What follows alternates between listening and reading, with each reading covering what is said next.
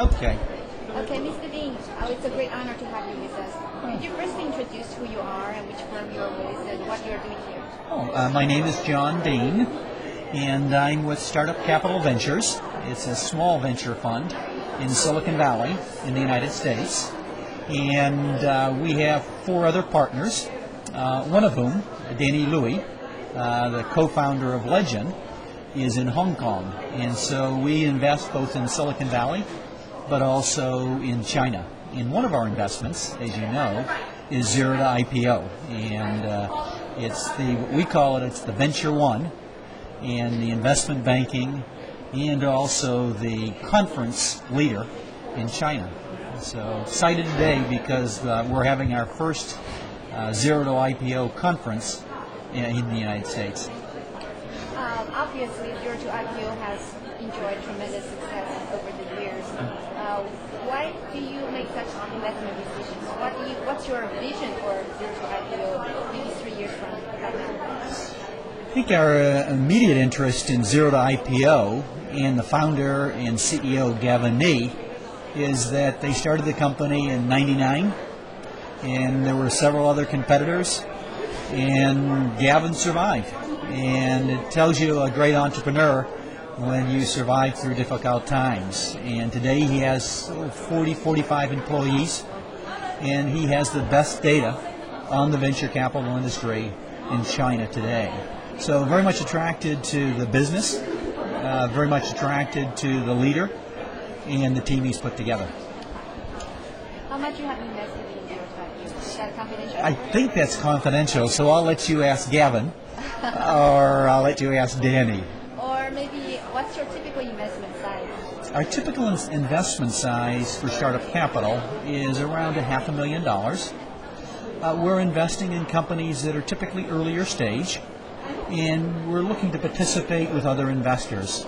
So the typical size of our investment, while ours would be $500,000, maybe 600,000, we'll invest in around up to $1.5 million. What is your investment focus, or any specific industries that you're more interested in? Because it's a small fund, we tell people we look for companies and industries that are capital efficient. So we're really trying to take that company, whether it's in China or in the United States, and with that first round of financing, help get that company to cash flow break even. The company's probably going to need another larger round, $4, $5, $6 million to ramp or to grow the company. But ours is we want to end up with that initial investment where it's cash flow break even, and that's very, very important for the company. Obviously, you have been dealing a lot with the China market. Yeah. What's your point of view of or maybe it's not overheated, I shouldn't say that, but what's your point of view of the China's VC market compared to the Silicon Valley market?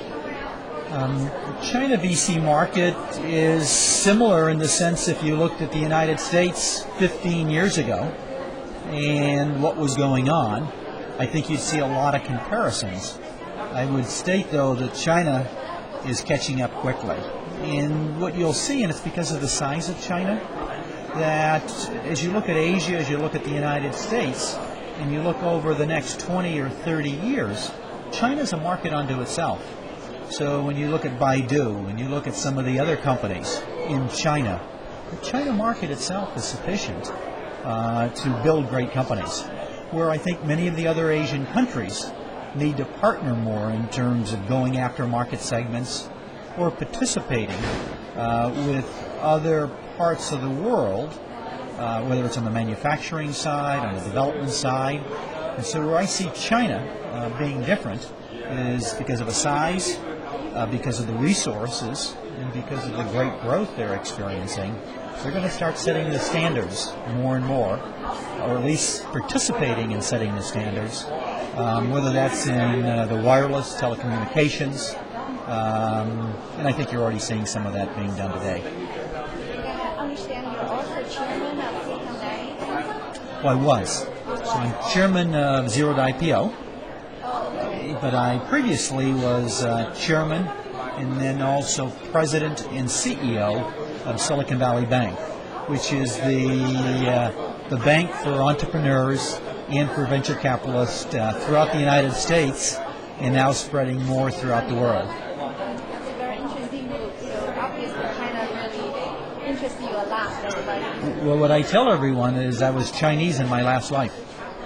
What is your Chinese name? Well, they jokingly call me Chow Piao. But as you know, there's another name that I don't pronounce as well. Is it Ding Yi? Yeah. Ding Yi. So, thank you. Okay, thank you very much. Thank you.